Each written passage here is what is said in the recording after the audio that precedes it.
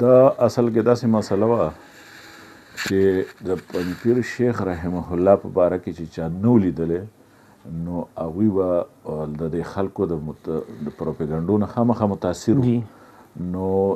شیخ رحمت الله زموږ شیخ القرآن رحمت الله علیه د مرتوم بابا شاګرد او د سیدو شریف دارالعلوم نه فارغ و. نو دلته چې بیا سبق شروع کو اول کې نو د تصوف او پیری او دا مزاج په غالب و او دلته چې کوم دی نو دلته هم خپل یو پیرو د بلکانې بابا به ورته وی بلکانې مولانا صاحب مولانا مختار ګل نوم او د علاقې حالات هم داسې وو. نو دلته چې کوم طلبا وو لکه په هغې کې اوس شیخ عبدالشکور حفظه الله ژوندی دی نو دې طلبا ووی چې موږ خپل استاد راولو. نو د شیخ رحمه الله دا مقصد چې راشي نو دلته بس مسایل اختلاف به جوړ شي خو بهرحال بیا اجازت یې ورکو او بیا چې کله هغه شیخ صاحب راغی